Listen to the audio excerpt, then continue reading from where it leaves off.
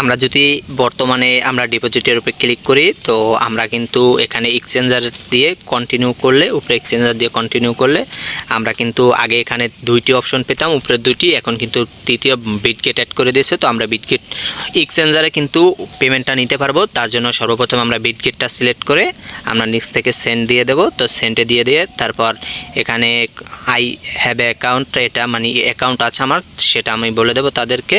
তো এখানে আমরা এখন করব কি, উপরে যেটা রয়েছে, তো উপরে আমরা চলে যাব আমাদের বিটগেট এক্সচেঞ্জারে। আমরা বিটগেট এক্সচেঞ্জারে যাব, ওয়ালেটে নয় অবশ্যই। এখানে এক্সচেঞ্জার যে উপরে যে এটা রয়েছে, তো এখানে ক্লিক করে দেবো। তো এখানে ক্লিক করলে দেখতে পারবো যে আমাদের প্রোফাইলটা শো করতেছে।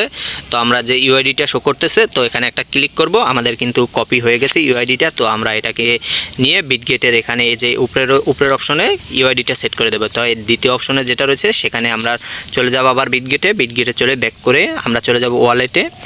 তো ওয়ালেটে চলে যাওয়ার পর যে রয়েছে ওয়েট করেন, এই যে অ্যাড ফান্ড রয়েছে, তো অ্যাড ফান্ডে আমরা ক্লিক করে দেবো। অ্যাড ফান্ডে ক্লিক করার পর আমরা অ্যাড ফান্ডে ক্লিক করার পর ওয়েট করেন, অ্যাড ফান্ডে ক্লিক করার পর উপরে থেকে ক্রিপ্টো আছে, ক্রিপ্টোতে আমরা ক্লিক করব। এই যে অ্যাড ফান্ডে ক্লিক করার পর এখানে এটাই ডিপোজিট ক্রিপ্টো আছে, এটাই ক্লিক করব।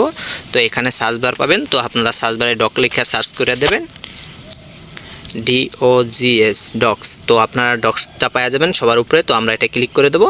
ক্লিক করলে উপরে অটোমেটিক নেটওয়ার্কটা সিলেক্ট হয়ে যাবে। তো এক্ষেত্রে আপনাদের মোমোটা আর লাগবে না। এক্ষেত্রে এখানে দেখতেই পারতেছেন যে অ্যাড্রেসটা শো করতেছে কিন্তু মোমো নেই। তো সুতরাং বাইবিটে করলে কিন্তু মোমোটা লাগবে। তো এখানে করলে আমরা মোমোটা লাগবে না। তো আমরা এটাকে কপি করে দেব। তো এটা কপি করার পর আমরা চলে যাব আমাদের যে ডক্স রয়েছে, তো ডক্সে এখানে নিচের যে রয়েছে নিচে কিন্তু আমরা ডক্স অ্যাড্রেসটা দিয়ে দেব। তো অ্যাড্রেসটা আমরা দিয়ে দেব। তো আমরা সেন্ড বাটনে ক্লিক করে দেব। কিছুক্ষণ আমরা এখান থেকে এখন আই কনফার্ম করব।